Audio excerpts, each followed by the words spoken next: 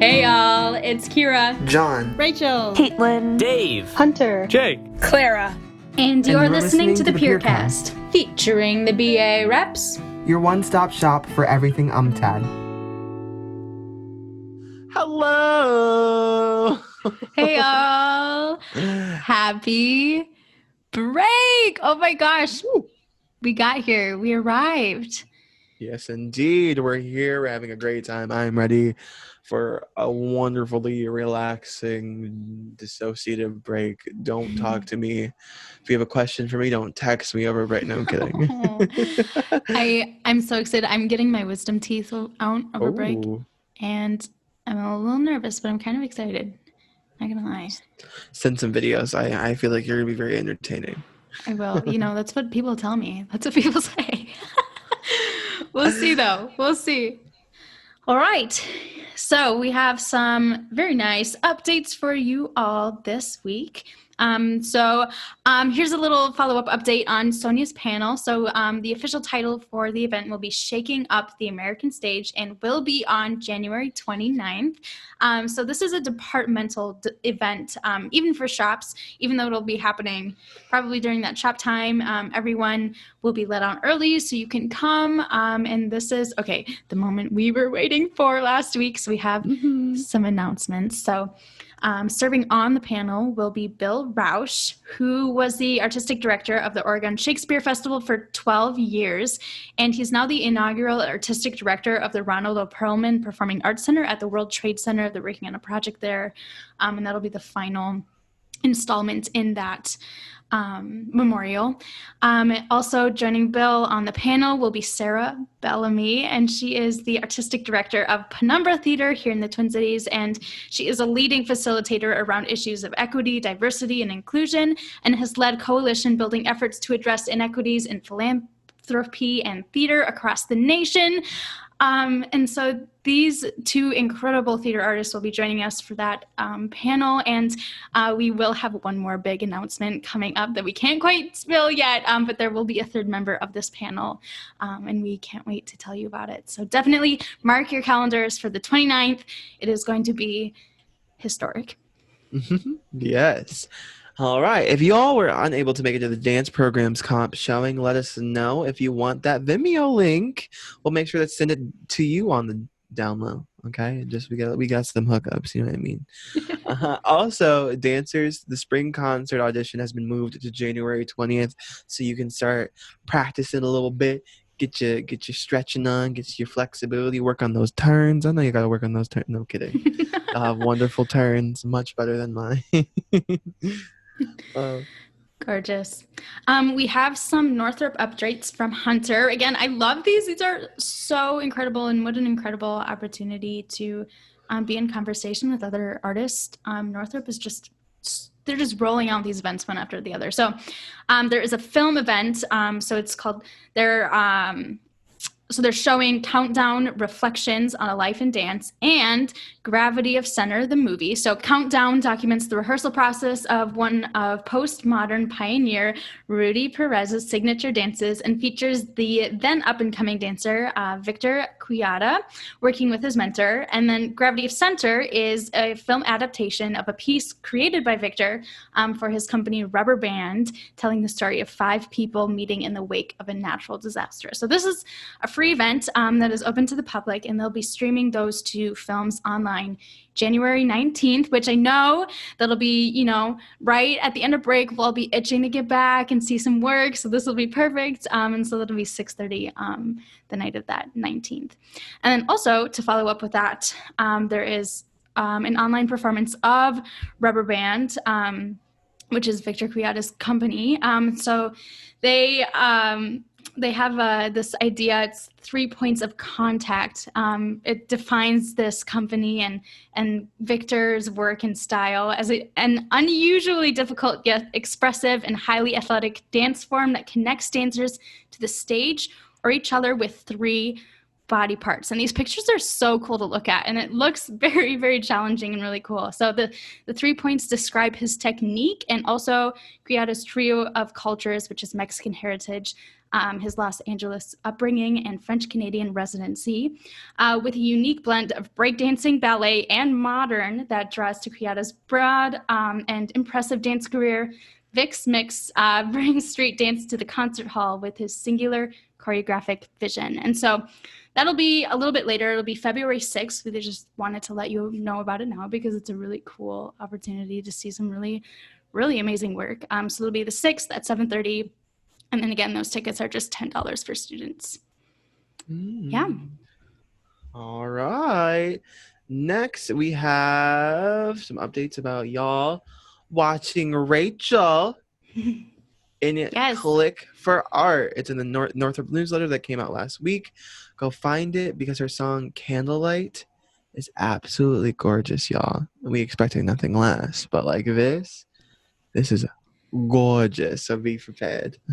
Yes, I just listened to it and I was like, it felt so like Christmassy, like holidays. It was so warm and just, yeah, beautiful. Gorgeous work, Rachel. Oh my gosh. Go see it, y'all.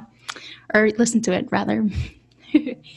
All right, so Montana Johnson, who we know as Rare Rigs, super rad and amazing and just incredible audio and media supervisor. She is looking for video editors for the spring. So definitely email her if you're interested. You could have the chance to work on a main stage production for the BA for practicum credit. So if you're a video editor and you still need practicum, definitely reach out to Montana.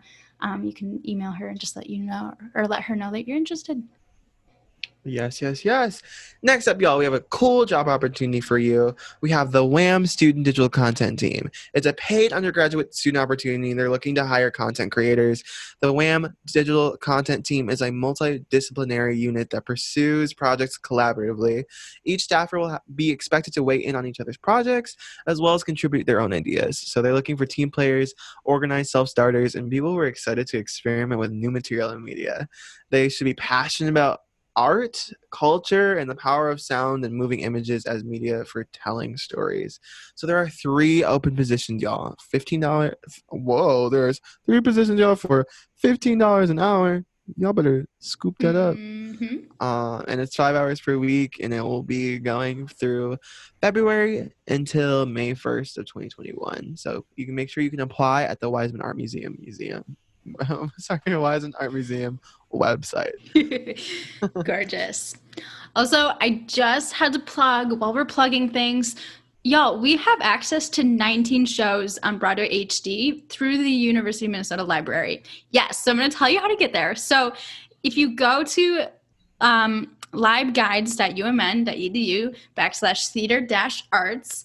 We'll put that in our show notes, or you can do what I did and type UMN Library Broadway HD into Google, and it's the first thing to pop up. And you'll want to look for the little sidebar on the left, and it has the link right there. There's Falsettos on there. She Loves Me is on there. Indecent is on there.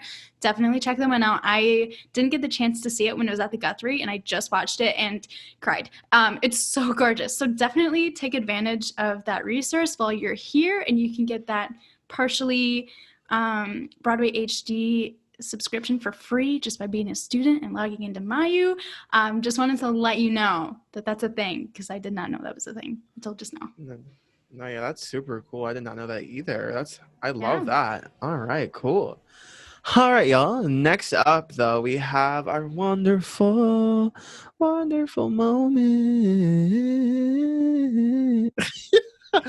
Oh, rough. We have a wonderful interview with the ATD. If y'all don't know who that is Aaron Todd Douglas. And he is an acting, directing, writing, and teaching theater arts phenomenon. So cool. He is also the director of the University of Minnesota BFA Actor Training Program. So that's super cool as well. But he is also a Chicago stage veteran before moving to the Twin Cities. Aaron Todd has acted and directed at many of Chicago's finest theater companies, including the Goodman, Victory Gardens, Eclipse Theatre, ETA Creative Arts, Chicago Theater Company, Chicago Shakespeare, Raven Theater, the Court and Steppenwolf. He also originated the role of Flip in the world premiere of Stickfly by Lydia Diamond. The play was later produced on Broadway, which is super cool, and performed in Joe Turner's Come and Gone at the Goodman Theater, commemorating the Goodman's historic completion of the Wilson's Century Cycle. He's also a founding ensemble member and former associate artistic director and former playwright in residence of Congo Square Theater Company. ATD was also previously a faculty member at both Northwestern University and Loyola, and now he's here living his best life and helping us live our best life as well. So be super excited. And hello, what's up, ATD? Hey! Hello. There it ATD. is. Hello! How you guys doing? Great! Good. How you is? How you doing? Hanging in there. Let me see if I can get my light a little better. That's a little better. Yeah, I'm starting to suffer already. My suntan is long gone. My summer glow is long gone. You know, we're into the thick of it now. Yeah, we are. Cloudy days. And ATD, I don't know, we met once so briefly a long time ago, but my name is Kira. It's nice to see you again. And I've seen you in a couple of different spaces, Zoom spaces, but since then, since the summertime. And you as well, John. I think it was sort of the same thing in the frameworks. And then there were a couple other occasions throughout the year. There was at least a workshop I remember seeing John at too. Mm-hmm. Very much so true. Has this semester been going well for you? No. This is keep it real. Just keep it real. Why would I lie? I just don't know. I mean, it's been fine. It just is not like it should have and could have been better. I think that's the move I'm experiencing. But I'm happy that like it's essentially over. My last exam is on. I think 20th. It's time to celebrate a little bit. I think we've earned it. Almost definitely. And I'm just keying into what you were saying, John, about not even trying to lie about it, that this semester has been a real struggle and just kind of owning it, and I think that's important. But I was really encouraged by, we do end of semester evaluations in the BFA program, and we meet with every student and give them a chance to articulate some things, and then we give them some feedback. And it sounds stressful, but it's really, really not. And there are, because the self-reflection process is just so critical as a student, particularly a student artist. And people kind of come into it sometimes, just kind of tight about it. But and there sometimes are tears, but they're usually tears of discovery, revelation, tears of just our work can be really emotional. But it's never, it's never this thing, it's never that. But I was happy to learn that some of them kind of acknowledged the fact that, the summertime, everybody was twigging out about and not looking forward to it and really doubting the ability the capacity to learn and grow. But a few months later, I was just kind of really moved and impressed by some of the maturity, because some of the students who were the most gung-ho, like, no, it can't be done. They kind of turned around like, hey, it's not what we wanted, but it's what we have. And we could continue to waste time bitching and moaning, but the sooner you accept it and try to find out what you can learn in this mode, the sooner you can kind of get on with the business of learning. And sometimes the lessons, they weren't, they didn't happen. I mean, we want our lessons right away. We don't be able to learn the lesson, put it in practice right away. But that's not always how learning works, I'm not a patient person by nature either. So, but still, it's sometimes the growth is separate from the learning. And sometimes, it takes time to synthesize, and that doesn't happen for months or even years later. So the more, I'm just trying to preach grace is something I've been saying over and over again with ourselves and with each other. And to see those seeds come to harvest is in such a short time. I thought we wouldn't be hearing these kind of things until maybe the spring evaluations, but to hear them right now was really helpful, because we need that kind of positive feedback on this side of the table as much as you all do. Sure. I was just thinking, it must have been such a hard call to, well, maybe not, maybe it wasn't, to decide to make the decision to go fully online for the entire program. And I'm wondering kind of what how you arrived at the decision. And then also, I mean, like we were talking, it must be so affirming to have seen those affirmations already. And I'm wondering if you've observed any really special tools that we can all take with us as we move forward out of this moment of online Right. learning sometime. Right. Well, going back to that time over the summer when the hardest part of that, the early summer, like right at the end of the semester and into the so-called free time, usually that's a time of rest and rejuvenation, and people go away and visit family and travel. My position, you go on the road, and I did that when I first started last year. The first thing I did was, like, a week after I came to campus, I went to Lincoln, Nebraska on a recruiting trip.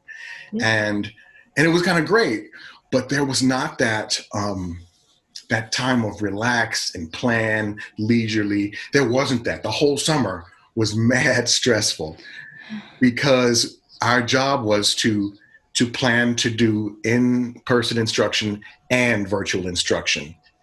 And so we were trying to come up with all these eventualities, these contingency plans. And eventually I just came to the thing like, you know what? This is foolish. I know where we're going. The university, for whatever reason, and the governor, there's so many things that come into play. The university has to take its cue from the governor because we're a public institution. And so it just seemed so obvious. It seemed so clear where we were headed.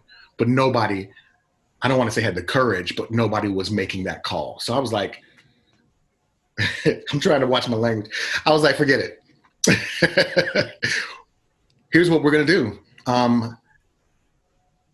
Because this is what's right for the long-term health of our students. The one thing that was the deciding factor was, how would I feel if we kind of stuck to our guns and somebody got sick, God forbid, or God forbid somebody took it home to Gammy and Peepaw, and they killed off one of their relatives because of something they got in our program. And that was something that I could have prevented. That's what I couldn't live with, And once I made that decision and just kind of girded my loins for the backlash, I actually started sleeping really well. I started sleeping much better. And there was backlash. I mean, students were like, how dare you do this now when you could have done it, blah, blah, blah, blah, blah. And it's like, no, we couldn't have done it then. And two, we have to do it now so that you actually do have time to prepare. There were some people who were worried about deposits, justifiably so. I mean, everybody was right in tweaking, but you have a chance to get that money back. I mean, there's lots of people who haven't collected any kind of rent because you can't get blood from a turnip, as they used to say down home. So you should probably go ahead and try to break that lease if that's what's in your best interest. But I wanted to put some of the onus, the agency back into the hands of the students and their families so they can make a call that's right for them rather than making this call for everybody. And also, I feel like when you're my people, and the program, everybody in my program is my people, and my faculty, they're my people, and I'm going to do whatever I can. And I couldn't live with some of our faculty, the core faculty is of advanced years in maturity, and some have in our extended guest artists and affiliate faculty, some have had health challenges that put them in a vulnerable place. And I can't put them at risk, You guys are a little bit more resilient as a rule. Your demographic is more resilient than mine. But in hindsight, it seems like a pretty clear and easy call. It wasn't at the time, but I'm glad we did when we did.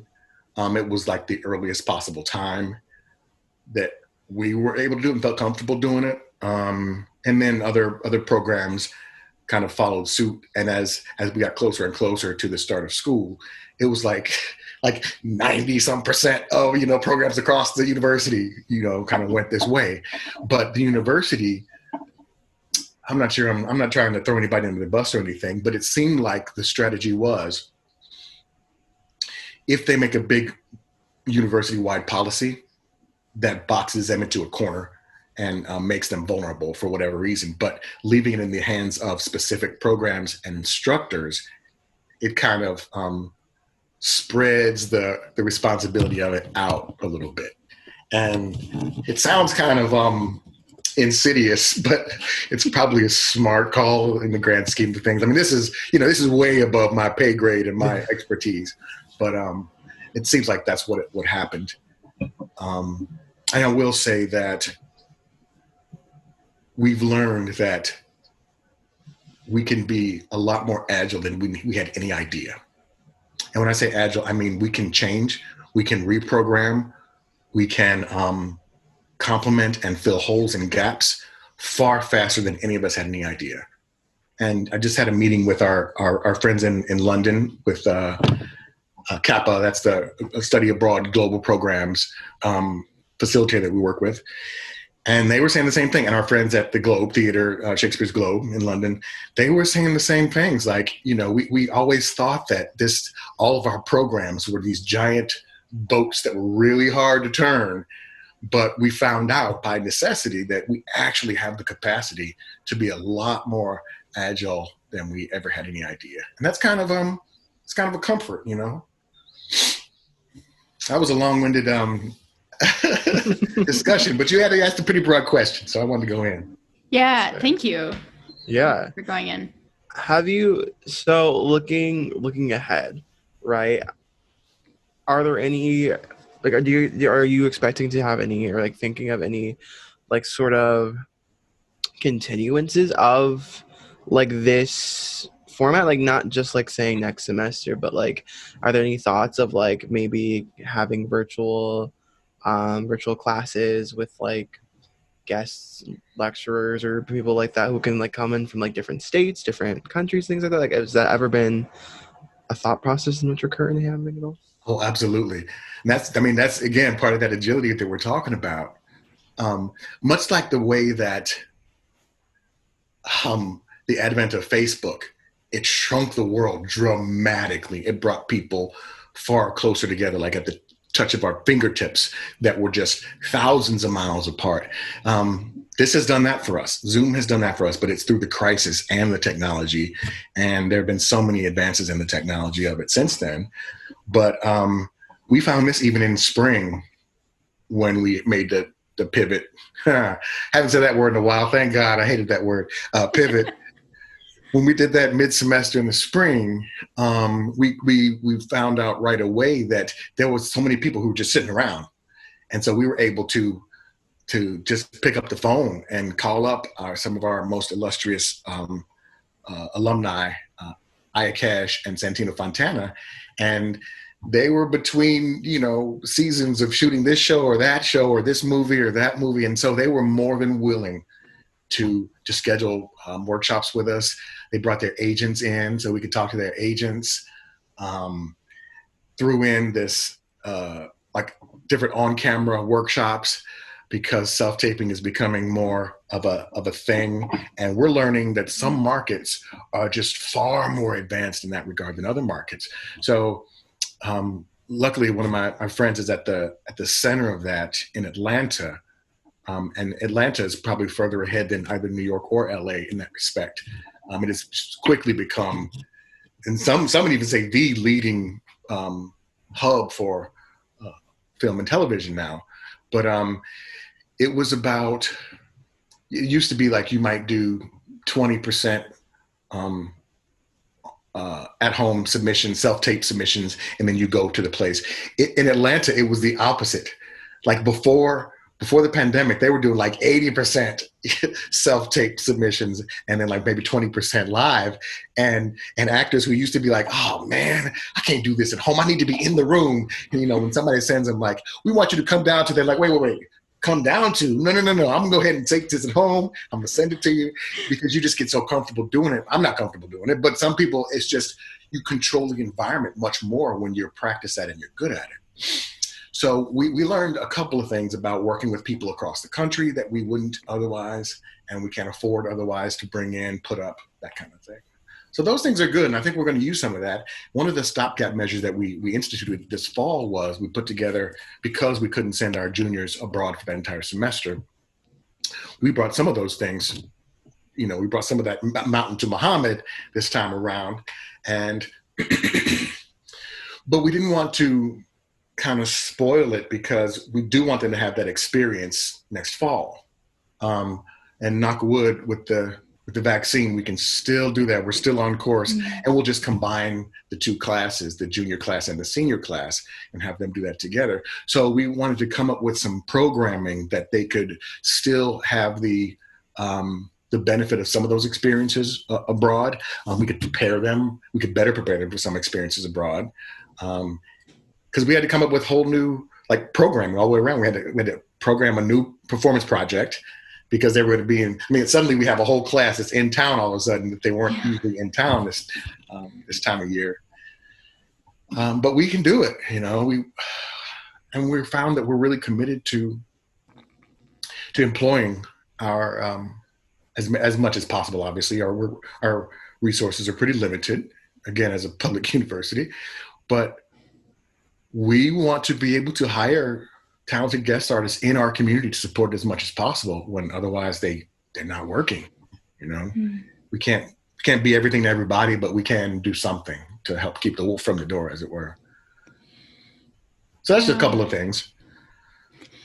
And speaking of bringing people into, I just wanted to make sure to thank you for bringing Laura Fisher in to the department. You're welcome. That was such a lovely, it felt so good to hear from her because I've read the theater standards before, the Chicago Theater Standards, and it was so cool to hear her talk about, this is just a start. This is just, an example of a foundation of these ideas. And I love that she was talking about, it's pro everybody. And I'm wondering, so were you in Chicago when these theater standards started catching fire?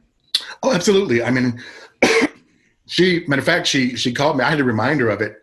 But she called me. We had done a show together some years ago, and she called me at the genesis of this idea and was like, would you be interested in something like that? I don't know exactly what it is yet, but we're talking to a bunch of people. And I was like, sure, whatever. But, she spread that net so far, and it went over such a long period of time. She didn't exactly remember who all she talked to or reached out to initially. But yeah, I was there. I didn't know about the unfortunate incidents or that person. I didn't know that person. I never worked at Profiles Theater. I never worked with that guy. He wasn't really interested in my type anyway. He was about preying on vulnerable young women. And it was one of those poorly kept secrets around town. I will say, though, that there are other poorly kept secrets about certain men who are predators that I did know about. And you really have no real formal recourse. You just you prepare your people like, that's what I would do. But some people didn't even do that much. Some people who had the power to do more didn't do that much. So I think that was a real learning curve. I think people were kind of embarrassed that they actually had the agency to say or do something and didn't. And so I think that those eyes are open. People are kind of owning their power and their lack of action, and finding ways to be empowered now and to take action. That's something, that's progress,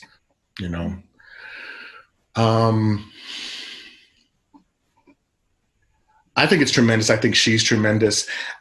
I also want to call attention to Talvin, because Talvin was very vigilant in making sure that we did not erase in any way the efforts of the peers over the years in advancing this discussion. And we wanted to make sure to call attention to the creative collab that Doug was doing, so that nobody felt like this was trying to supplant their efforts or to not acknowledge it in some way. We very much want to make sure this was seen as part of a much larger effort to address it and to acknowledge our shortcomings. The same way I spoke of the shortcomings of the Chicago community. I think this is what we're trying to do, is really, really own our own shortcomings and see what we can do to see everybody's efforts and to get all our horses pulling in the same direction,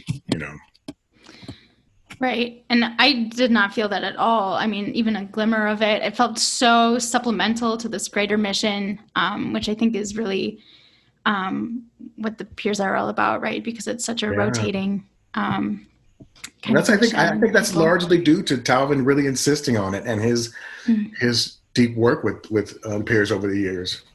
He's kind of he's like the conscience of the department, I think, in a lot of ways. I couldn't be more thrilled to have him as a colleague. I remember reading his play Todd the Boy Todd when I was like, in school, myself. So I was like, it's Talvin. I think Talvin is one of my favorite just people and humans in general. So he really pops off. So I don't know if have you like listened to the podcast a little bit at all? Like kind of, somewhat, sort of, maybe like 1 or 2 episodes, clicked on it? I haven't. I've been told that the one with Matt is really cool, and and again, Talvin is such a cheerleader, so he's like, you got to listen to the you got to listen to the Peercast. I haven't done that. I wholeheartly apologize. No, that's totally cool. Because the reason why I was asking is because I feel like it's kind of funny. I feel like we've talked about like your wife a little bit more because she's teaching the arts management class and I'm taking it and I'm so excited. I can't wait to tell her that. She doesn't know what to expect. I keep telling her, like, Annie, she's like, man, gotta start over in a whole new place. I'm like, you don't have to start over. Your reputation comes with you, honey. You've earned it. People are talking about you. Your name is in rooms you've never set foot in before. Trust me on this. And she's like, no. She's a typical actor. She's a typical actor who's like, I'm no good. Imposter phobia. So I'll tell her that. I can't wait to tell her that. No, literally, I've gassed it up so much. I feel like all the people who are taking the class must have heard me screaming as soon as, because it was when Katie Willer came in to the podcast or whatever, and I was like, because I've been trying to get an arts management class for years. For years I've been talking about it, and Katie was like, what do you mean? Like, we already did it. And I was like, you're lying. And I like literally got so excited. So She was also a theater artist in Chicago then too, yeah? So is that how y'all like met? Like, is that like... We met in grad school at the U of I in Champaign. And, I tried to resist her charms as long as I could. And she was about to give up on me. It was like 2 weeks. I mean, it wasn't that long, but I was trying to hold out for like a lawyer, a doctor. I wanted a sugar mama, I got hooked by another actor. But no, we're co-founding ensemble members of Congo Square Theater, and we both started out as just hardcore actors who never thought about doing anything else, and then as life goes on, these new challenges present themselves. You find the same way that actors, we're kind of at heart, we're kind of problem solvers, and the idea of accepting new challenges, that has led her to, it's kind of like we kind of keep pushing each other. Like, she got into development, and I was like, oh, and she just kind of taught herself, We had this great, our first show, piano lesson. And we were both in it. I played Boy Willie and she was Grace. And that was the first production of Congo Square, and things were rolling for us. We were like the toast of the town. The newspapers came, and Steppenwolf and Goodman, and they were like, we want to do a co-production. We're like, okay. So we had like instant access in a way that, they were saying stuff like Steppenwolf, lightning in a bottle. This is the same. So we had instant access to the most accomplished people and the brightest minds in town. So it was a trip to be able to pick up the phone and call the late Knockwood artistic director at Steppenwolf, Martha Levy, who's, she was the head of TCG for some years. She was the most powerful woman in theater for quite a while there. And pick up the phone and get her, and pick up the phone and get the highly successful and high-powered development director. And, they would send us like boilerplates. And so we'd just be, flat out stealing language, and putting in our grants and just kind of meeting and learning about how the business worked. So Annie took that and ran with it and was like the first development director at Congo Square. And I was like, well, I was helping her, she'd be like, look at this, read this. And I'd tinker with it or whatever. So I was like, well, I should write some grants too. She can write some. I can write some. So that's how our kind of diversification and growth kind of happened, like side by side. And we're both, really stubborn and independent thinkers. So we do collaborate, but we also like to be like, this is my thing. You do your own thing. And so we'll both do that kind of thing. And yeah, so she has been at various points the director of development, the director of education, the managing director, artistic director at Congo Square over the years, and has I was teaching at Loyola and running this Arts Infusion initiative, and so when the opportunity came, I got an offer at Northwestern University, and I was like, I got to take this, and my boss at Loyola was like, do you think Anne would be interested in your job? I was like, yeah, she would. So she took that over. And then I was pretty proud of what we did with starting the Arts Infusion Initiative. And then she went and took it and went, phew. And I'm just kind of like, she was always very respectful. Like, well, honey, I couldn't have done it unless you had, laid this foundation. But she definitely took it to a higher place than I did. So I'm excited to have her as a colleague, because she always makes me better as a colleague, and I'm just, I'm extraordinarily proud of her. And once people, they get to know me, and then they get to know Annie, and my constant joke is people, they tolerate me, but they really like Annie. So I'm sure you're gonna love working with her and get so much from it. She's a heck of a lot of fun and really smart too. That's amazing. Yeah.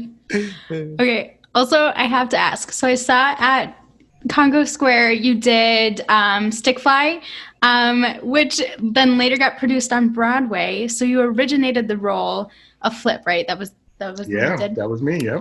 That's so cool. And did you see the actor who then played that on Broadway, or did you? No, I didn't see that. I didn't see that production. I think it was Mekhi Phifer. Ah. It was Mekhi Phifer and hold on, Dule Hill. Wow. I believe they did the roles on Broadway. And it was really weird though, because there's an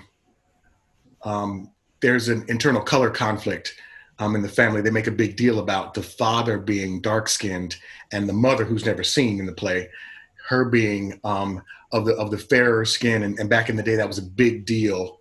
There was this whole paper bag test and like that. So as written originally, the father was dark-skinned, and the mother gave him entree into higher society with her fairer skin. And so the sons were both, I'm not sure it's never necessarily mentioned, but we were both in the same sort of skin tone. There's a lot of internal color politics in the Black community. I don't know if you know about all that, Kira, but there is a lot of them. So it was kind of interesting that they flipped the script, because the name that they chose for the father was Ruben Santiago Hudson, who's, oh my God, he's such a beast. Oh my goodness. And he's in sort of my complexion tone. And so the sons were then flipped to the other side of it. But matter of fact, Ruben, I saw, all right, let me just keep going for a little while. So I had the pleasure of seeing 7 Guitars at the Goodman, starring Ruben Santiago Hudson as Kingwell and Viola Davis as Vera.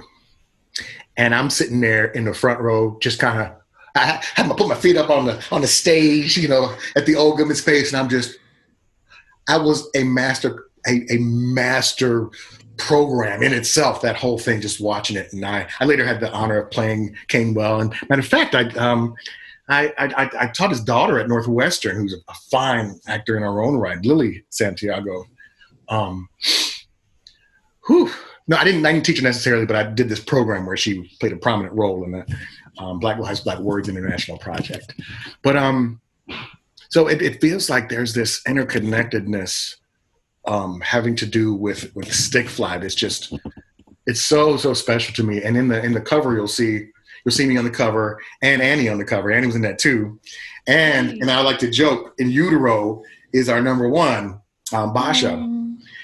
Because she, Lydia Diamond is an old friend of ours, and they had, we had kids around the same time, got married roughly around the same time. So we show up to rehearsal one time, and Annie asks Lydia to have a private conversation over here.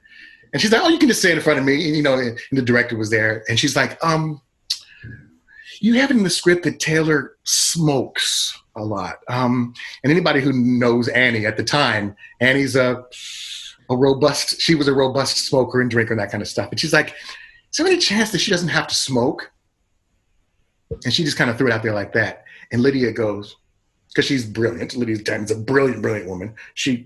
Then she just started screaming, because it signified that she was pregnant, which she guessed, but it was too early. She wasn't supposed to be talking about that just yet.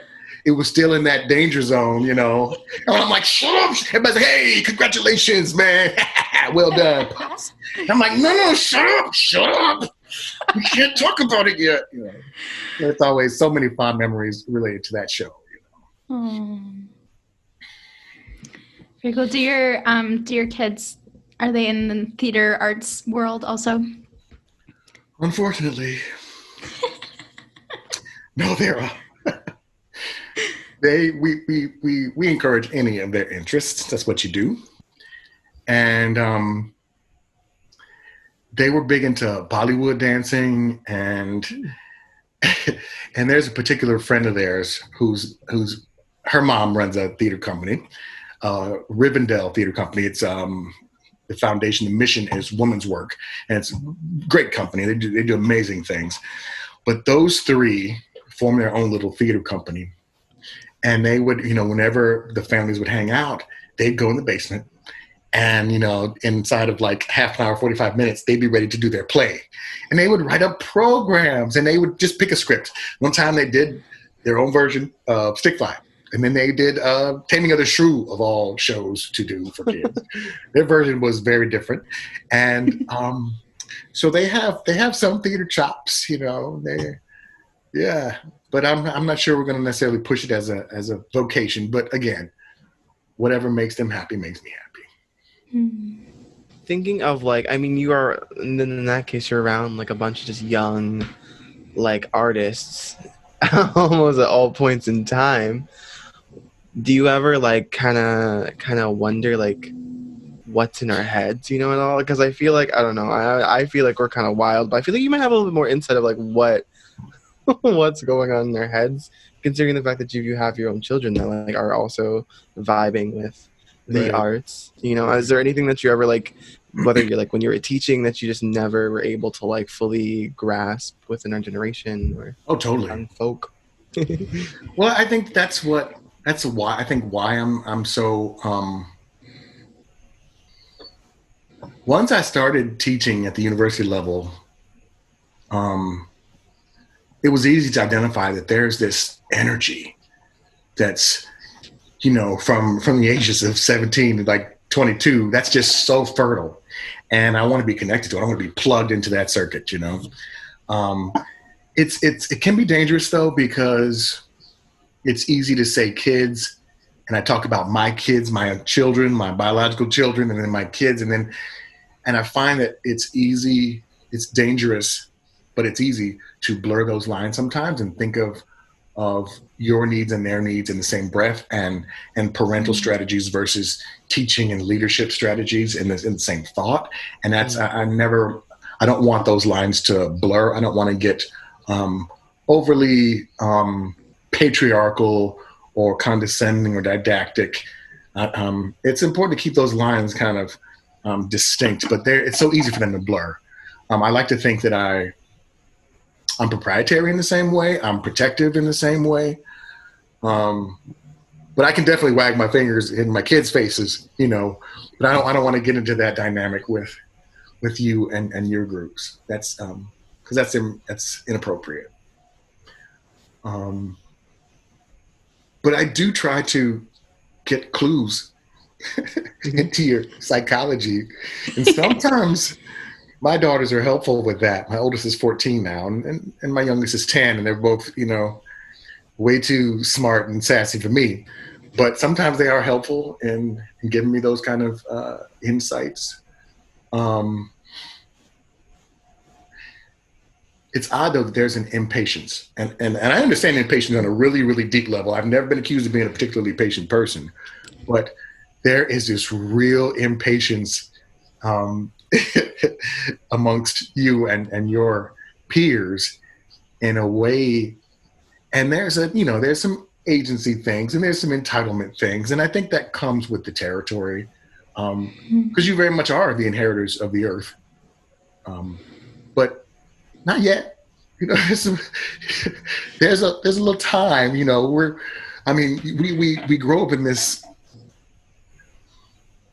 There's this notion that the world is, particularly in America, that the world is this egalitarian thing where we're all kind of equal and peers. But the fact is, not quite. Yes, you are every bit as smart or smarter than I ever was or ever will be, but there's an experience gap there between my colleagues and my students.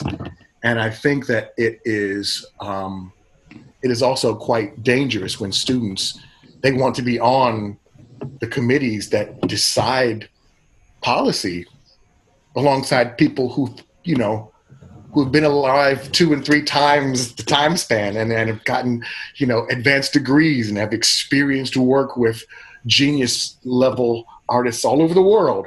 And so I can't quite put you on the same,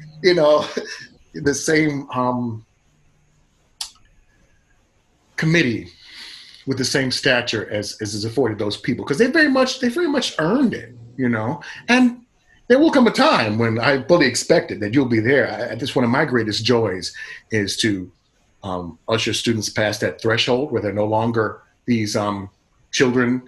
They're very much, some sooner than others, very much colleagues, graduate, professional jobs. And I've worked with students right off the bat in the professional world.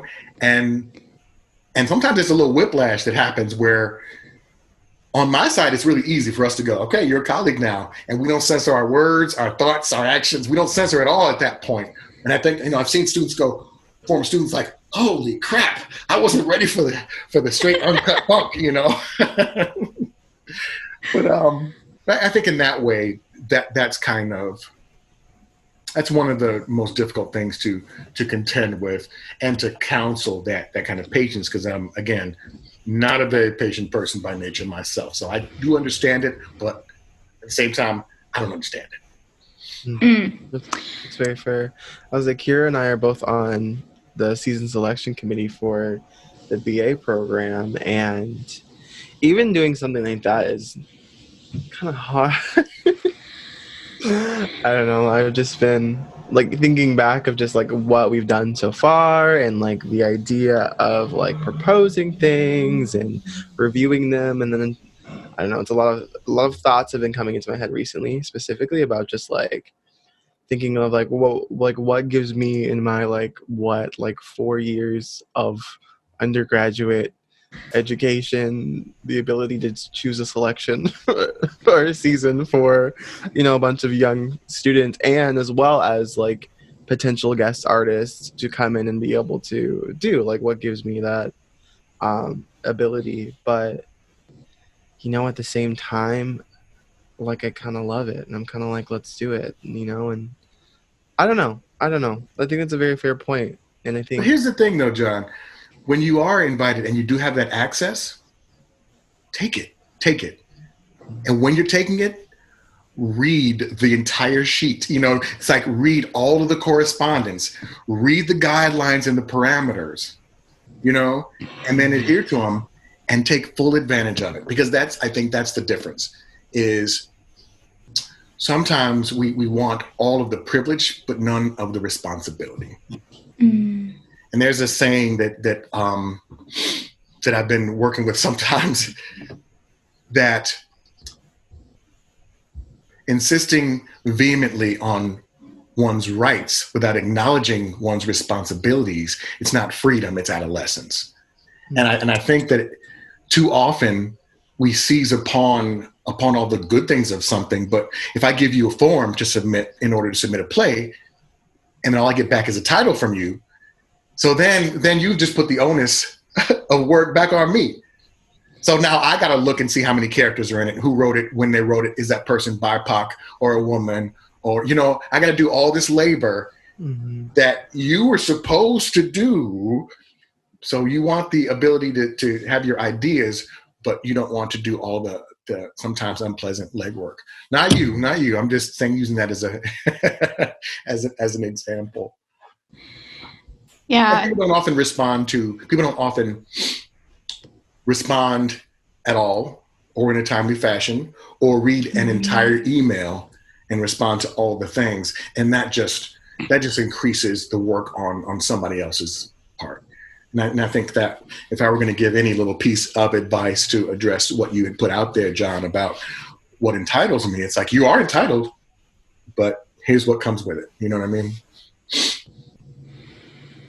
Yeah, because it's work. It's important work. And I feel like I'm learning so much about, gosh, I mean, we were talking about this at our last meeting about making decisions not based on you. It's not about you. It's about a greater thing. There are so many components to consider. And I mean, it's so hard, especially when, so we as students, you know, are representing the identity of students, right? So I'm thinking, you know, if I'm a student, you know, and this is my voice, this is what I think, but how to not invalidate that by representing other viewpoints of the same identity demographic, if that makes sense. So it's been a really incredible, difficult, challenging growth opportunity. Absolutely. And yeah, it's work. You know, Clara acknowledged that we've been having some conversations this year, and she kind of said that, like, oh my goodness, I didn't realize so much of what you all do. And I think that I'm trying to create more opportunities for other people to experience what you guys are experiencing in the peers.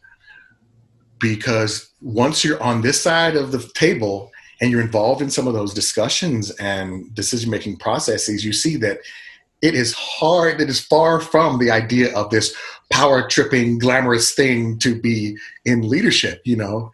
It's so much about the mission. It just supersedes all, you know, in my models anyway. And that goes back to all that long work with Congo Square over the years about the dedication to the mission and kind of subjugating our own egos, our own wishes, our own personal missions for the greater good. And it's not always fun or glamorous, but I think it can be even more fulfilling than solely focus on our individual missions or goals. Mm-hmm. I think it's especially hard in theater too, with such a personal and intimate form of like work. You know, just like, for example, I mean, just be specific. Like, I was, like, to Kira's point of like needing to push away our own, but then also thinking of like our own as the rep. I don't know. I was having a lot of like questions in my head where I was like thinking, because I like a lot of the feedback that we got back from the students were like, everyone just wants to have fun. And I think that's like not even just students. I think everyone was just like wants to have fun next year. And I'm like, that's super great. But then I sat there and I was like, how am I supposed to have fun as a Black man coming from this whole summer? And I'm like, it's not over, you know? And I was like, is that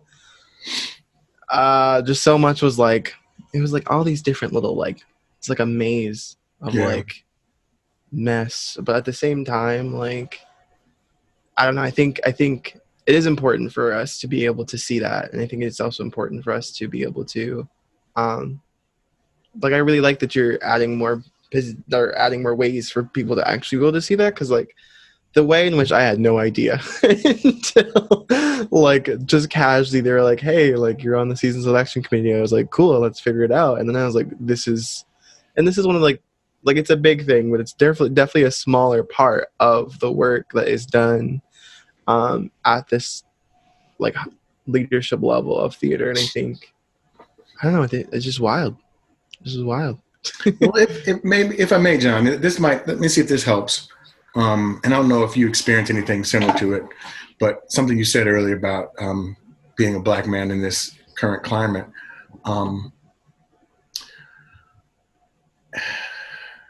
I had to really face this sort of survivor's remorse I was feeling as a Black man who hasn't been, well, murdered, but also as someone in this really precarious field who I still am gainfully employed. And the work is hard, don't get me wrong, but my mission is really clear. I have so much, I got more purpose than I know what to do with right now, And when so many of my friends and artists that I work with and people that I admire deeply have just been screwed on so many levels and have had everything taken away from them. And, I got my own challenges, my own family challenges, but there's a part of me who was just kind of feeling a little bit guilty about it. And until I was able to acknowledge it, articulate it, and articulate the methods that I was going to be using to pay it forward, in an intentional fashion. Like, I'll continue to do the things associated with my job that align with my personal, professional, artistic missions, but also the little things like, okay, I ain't got much. Bills never stop rolling in, but I do have more than this person. Let me send them something because I know they could use it. And I think also the idea of what platform do we as Black men have in this moment? I mean, because, everything goes in cycles, and pretty soon they're not going to be checking for you or me either. It's going to be another political cause celeb that's going to take precedence. People are going to forget about it. No, it doesn't seem like it, but they will. People are going to forget all about George Floyd and move on. So there's something right now, my friend, my young brother, about seizing this moment of opportunity and making the most of it. You got to make hay while the sun is shining. Does that make sense? Definitely. And we have to get past all our hang-ups, our insecurities and vulnerabilities, and seize on the opportunities at hand to get as much as we can. I'm not saying to hoard your monies or anything like that. I'm just saying to hoard all of the experiences and knowledge that you can and figure out how to make that work best for you in the long term and the things and people you hold dear and value in the long term. So that's what I'm going to give to you, if you're willing to take it. Most definitely, yeah. I think that's wonderful advice, and I think, I've definitely experienced a lot of the same things, and I don't know. I keep thinking of when I started, because I was trying to figure out my mission within this department, especially recently, of having this position of just actually being able to speak and actually have impact on, the shows and things that we are able to do. And one of the things I kept remembering was that I came in and there was maybe one Black person per grade in the BA program, and that's just how it was. And now I'm I don't even know.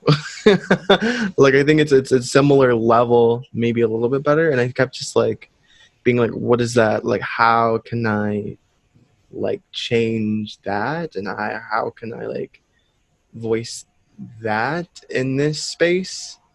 And so, and I just feel I just wasn't really feeling it was I kept questioning whether that was does that fit here? But I think that definitely continuing with that and not feeling bad about voicing that, I think is very, very important, as you were saying too. So yeah, it's rough too. I'm not sure what I mean. At your age, I was pretty volatile, man. I was I was a wild child, and you're going through so much. Your brain's not finished yet. Your brain's still forming, and emotions and hormones and everything's going nuts. And I went through a significant depression at a time when nobody gave a crap about depression. And when I was an undergraduate, that wasn't a thing that people gave much value to or sympathy or empathy towards. But yeah, I almost blew. Well, not almost. I blew an entire semester and kind of really not irreparably. I guess I did manage to recover from it, but I damaged my my GPA in undergrad really substantially just in one simple semester.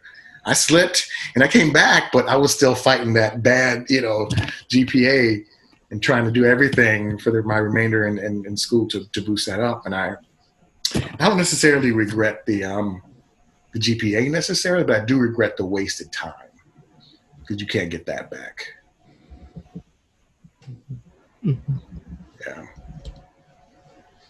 Yeah.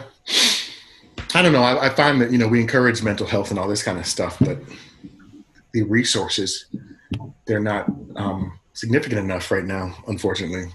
Mm-hmm. The university is really trying hard, but there's just so much need that the resources are being outpaced by the need right now. And that's really unfortunate. Yeah. Definitely. I actually just came from my little telehealth therapy appointment, which my girl Nastasia, love her, she's wonderful, through the university. And I was like, all right, she's like, all right, let's get you scheduled. And she was like, yeah, so January 19th. And I was like, that's a long time. I was like, yes, let's do it. But wow. And she's like, yeah, it'd be like that, I guess. And I was like, we're here.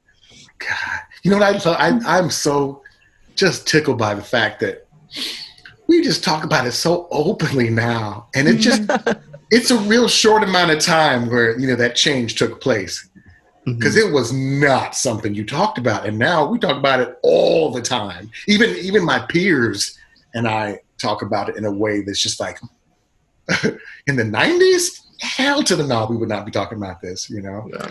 It is, and I don't think we're done yet. I think we're still transitioning. We're still trying to figure out where we're going to land with some of these things, which is good. I think we're overcorrecting in a lot of ways in some areas right now, which is good, which is fine. I think that's necessary to move the needle at all. I remember telling my parents that I was going to be in therapy or whatever, and they were so shook. They were like, what? They're like, what is this? And I was like, don't look at me. It's like, I don't know either. Y'all didn't tell me about it. So I don't know. I think it's fun. It's interesting. Very fun. I know. And they worried are you going to be talking about our business, like family business? A little bit. Because I started when it was I don't know, I keep calling it main quarantine, we're not really out of it or something like that, but the original OG back in the day quarantine of March.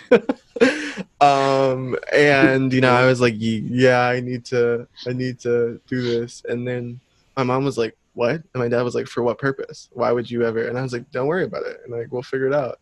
And so I would have my little meetings or my little consultations, and then my mom would be like, so did you what'd you talk about? And I was like, why you gotta know? It's my business. It was fun though. I think it is really interesting how we just openly talk about it now, but I think that's necessary. And I love the fact that you didn't say you think maybe I could or I should, or can you help me? You're like, okay, so here's what I did. Yeah. Most definitely. I think specifically with my parents, I've learned to do and then apologize later if I have to. Love them. If you listen to this, I don't actually do that. But I think it was better for me because I used to always ask, and then my dad was very much so a person, he's a STEM person. So he's very much so you need to provide me with all this proof before you speak to me. Yep. So I'm I got to a point where I was just I'm just going to do it and already have the proof. And when you ask, I'll just be I already, it's not even a thing. It's not even a thing. Don't worry about it. I have enough proof for me, and that's all I really need. And I think, that really helped me navigate the world, which is super fun. But yeah, that's kind of how I live my life. That's really kind of interesting. I mean, what, do your parents have a lot to say? Are they helpful? And this is for both of you. Are they helpful in helping you navigate the adjustments to your virtual learning and your whole lives? Have they been helpful, or they're just kind of they leave it up to you? They look to you for guidance, or how does it work now?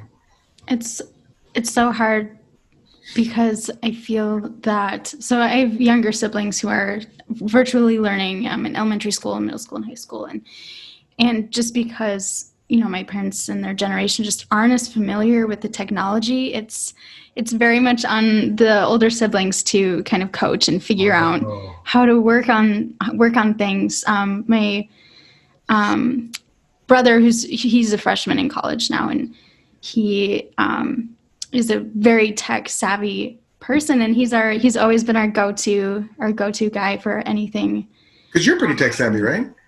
Well, I'm mediocre. Oh, okay. I can I edit videos, so I can do that scope of things. But as far as cross-programmic coding things, that's not my jam quite yet. Yeah, I'm a little over. Yeah, but yeah, I don't know about you, John, but my parents are kind of, and they've always been. I mean, I so love them for. I mean, they've really allowed us to grow independently and learn about the world independently with, always a place to go and share our experiences with them and recap. But yeah, it's always kind of been, we figure it out and then they'll tell us to Google it if we can figure it out. I've learned how to fix my oven and my car. YouTube is my friend. You can figure out all kinds of stuff on YouTube. True. Definitely. I think my dad, my dad's an engineer, and he's pretty decent with technology, and significantly better than I am. But I think when it comes to programs like Zoom and more social I don't know, more social programs, things like that. I've always been the person to have to help out with that. So I think, I don't know. I also, I'm an only child, so it's a little bit different. I think. I'm not I don't want to be I'm not like other only child, but I'm not. I feel like a lot of only children are a little bit dependent, and I feel like I was raised very independently for a multitude of reasons. But I don't know. I've always just kind of figured stuff out myself, and then at very late last minute been hey Dad, I really tried. And so okay, let's figure it out right now. And so, yeah, I mean, I think it's a little weird back in now, as if when it went fully online, I think it was very much so me having to teach them not necessarily about technology, but about just a college schedule and how that actually works. Right. Because my parents went to college, but they were both athletes. Okay. So, see, their life was mapped out for them. Exactly. So they had a much different experience than I have had, where I'm constantly deciding different things, and I feel every decision I make impacts the rest of my future. They're what do you mean? Can't you just my advice from my dad has always just been go to your advisor. Talk to your advisor. Yeah, exactly. I knew you were going to say that. that's not they'll help me useless, for sure. Man. No, I shouldn't say that. I'm sorry, I shouldn't say that. But I actually really like my advisor. They make you make all the decisions, as opposed to in an athletic program. They lay it out for you. That's what I'm saying. Exactly. I don't want Katie coming after me. But yeah, I think it's just been very interesting, the transition of, I don't know, my mom used to always pop into the room whenever and just be fine, because she's oh, it's online, nothing's happening. But I'm there's 40 people saying they're waving to you. Do you want to wave back? I don't know. Was she interested in what's going on, or just kind of comes into room to dust or something? What's she doing? Just pops in. She's hello. To be fair, I had that was also a time where I was not leaving my room for X amount of time. So she would always walk in and be you good? Are you breathing? I'm yeah. Open a window in here, For real. Absolutely. Well, ETA, so thank you so much again for chatting with us today. We definitely saved you for last.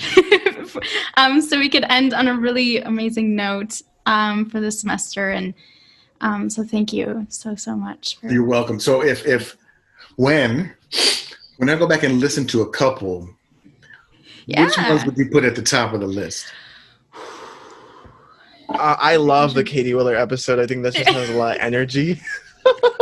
No, see. True. I talk to Katie enough. I don't, I can just get it straight from the source with Katie. I'm not. Okay. That one's just actually really funny though. I just remember I remember doing it and I was like, oh wow. This is I love her. I really do. Yeah. We had some great ones with Sonali Pawa, and that was super fun. The Talvin episode is incredible. To be expected. As to be expected, yeah. He is so smart. Oh my gosh. So that that HBO special with Camilla Forbes on the Ta-Nehisi Coates project that Talvin worked on. I can't wait to see that, and just and Camilla Forbes is the director, and she just gives Talvin all kinds of props about holding that whole project together. And sorry, you made me think about Talvin, how brilliant he is. Absolutely. Another good one for you to check out, I think, would be our second episode with Sabrina and Wariboko. That was a fun just exchange of student perspectives. I don't know. It was really cool. Okay, I will, because I need to catch up with Wariboko. Kind of do an end of semester kind of one-on-one thing like we do. Yeah. Well, before you go though, we have one last question for you that we ask everybody. It's our favorite question. No. It's a great question. What is it? The question is, why theater? Well, because it's kind of always been for me a place where actual magic happens. I've always been a kid who was drawn to the space of superheroes and mythology and legend, and this is a place where all those things are created in real time. And that's the first time I've said it that way, for sure. First time it's occurred to me that way, but that's the truth. I love that. All right. Well, thank you for popping up. This is super fun, like I said. And I appreciate it. I can't wait till, some point in the near future when we might have a chance to bump into one another in real time in person. Is that a possibility? You're a senior, right, Kira? I am, yeah. And so is John. So we'll both be. You're both seniors? I thought there was another year or two with you, John. Dang it. I know. I really snuck up. Everyone here is always like, John, you're just leaving? I'm like, yeah, I didn't really do anything, but don't worry about it. Well, you got a baby face too, so we kind of think of you as a kid. Okay, well, please do consider me a resource as we move forward in life. I'll always make some space for you, both of you. I think you're amazing. Oh, thank you. Thank you. And I have to also, Clara is sending love. She was unable to make it. She's in a car going home, and so that's why she wasn't able to make it, but she wanted me to send love to you. I appreciate that. She's going to warmer climates, I'm sure. Yes, very. Yes. Well, cool. I appreciate talking to you, and I'll see you soon. All right. Thank See you you so much. soon. Happy holidays. I could not be more thankful for that chance to talk to the one and only Aaron Todd Douglas. Huge cheers. Thank you so much for just everyone also for listening to our episodes. It's been so fun to create these for you, and just thank you. Yeah, we're very grateful. All right, so we have an artist profile for you today, as always. So, as we may have heard, so Anne Ranking just passed away, and she was a huge, incredible teacher in the musical theater community. And so she just passed away at the age of 71. And among her vast stage and screen career, she helped preserve Fosse's legacy and signature choreographic style through choreographing and starring in the long-running revival of Chicago, earning Tony and Olivier Awards for her choreography. She was also the conceiver, co-director, and co-choreographer of the 1999 production of Fosse, which is a wild show. It's actually on YouTube. You can watch the whole show. It's really, really wild and incredible.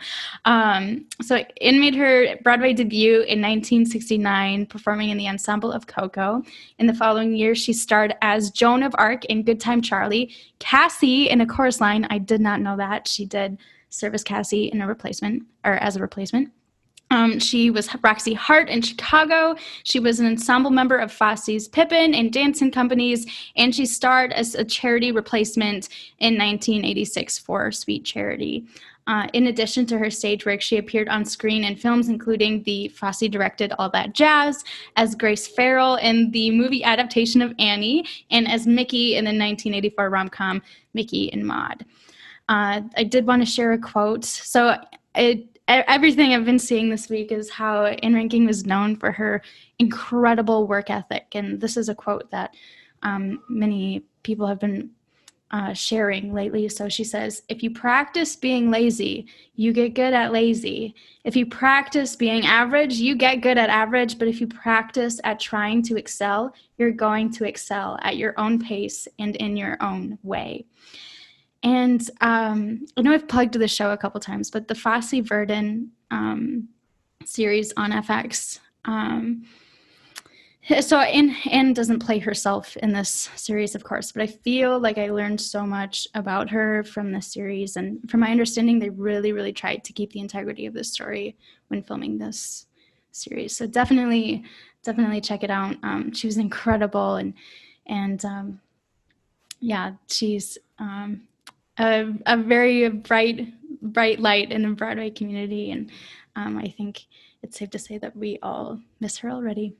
We, as I include myself in the Broadway community, excuse me.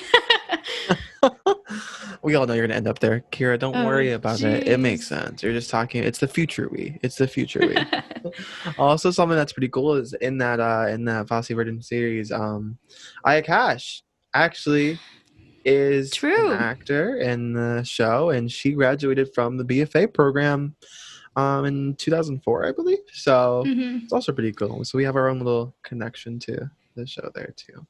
True. All right. Next up, we have the lovely, wonderful, and absolutely amazing Sophia here to go ahead and introduce herself real quick. So, Sophia, go ahead and take it away. Who you be? Let us know. Hi, my name is Sophia Lawaji. I use she, her pronouns, and I'm in my 3rd year on the BFA track in the dance program. My favorite class is definitely dance production. It is a 2-semester class led by the wonderful Maggie Bergeron. Right now, we are in the midst of creating our virtual show called Amplify. In this show, we will amplify artistic and cultural voices rooted in the university arts community through research and or performance-based work. It will be premiering during the spring semester, and I can't wait to see the finished production. If you are interested in participating, an application looking for any medium of art should be emailed out soon, so be on the lookout for that. After graduation, I'm going to work towards owning a dance studio where I will teach and choreograph to people of all ages and abilities. Owning a dance studio has been my dream since I was a freshman in high school, and I get so excited whenever I think about it. If you'd like to check out any of my dance work, you can follow my dance Instagram at Stretchy Sophie. That is STRETCHYSOPHY. Or, if cute puppy pictures are more your speed, you can follow my personal Instagram at Selfie Sophie. SELFIESOPHIEE. Finally, a huge shout out and thanks to the peers for all the work that you do. All right. Thank you so much, Sophia. It was wonderful getting to know you. Continue to pop off. You're amazing. So now I have a question for you. This is a good question. What are you most looking forward to in life, in theater, in your break, in the next hour, tomorrow? What are you most looking forward to? Let us know. What am I most looking forward to? The wonderful joy of sleep that I will experience after I graduate next semester and finish everything. That's going to be I feel like that first sleep is going to be it's going to hit different. You know what I mean? It's going to hit real different. Yeah. I'm looking forward to new experiences in new places with new people. and witnessing it all become familiar. That's what I'm looking forward to. Which is very meta, but that's where I'm at. That's what I'm thinking right now. That's fair. Yeah. All right, last up, we have some wonderful, lovely closing thoughts with the one, the only, our queen, Kira. What's up? What your words is? Hey y'all. Okay, so we've made it. I know that this moment in time is objectively just like any other moment, but this has been a year and a semester of challenges and growth, and something I want to offer. So this is an outline for a recentering that I use from time to time. It seems elementary a little bit at its core, but it really distills what I'm feeling and my experiences into a very grounded center for me. And so these are I am poems. And so I'll just read a prompt and leave some space for you to wonder and contemplate and think about what that means for you. Here we go. I am. I wonder. I hear. I see. I want. I am. I pretend. I feel. I touch. I worry. I cry. I am. I understand. I say. I dream. I try. I hope. I am. Thank you for such a wonderful semester. We can't wait to come back and create with you and for you after this marking of a new year. I hope that you can hold your loved ones so close and hold yourself so close in this holiday season. Sending much love, all the good vibes. Thank you so much for everything that you are.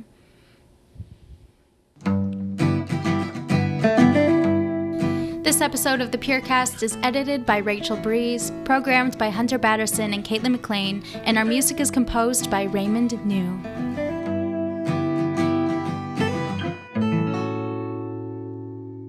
We're looking for team players, organized self-starters. Founding father got a lot smarter by being a self-starter.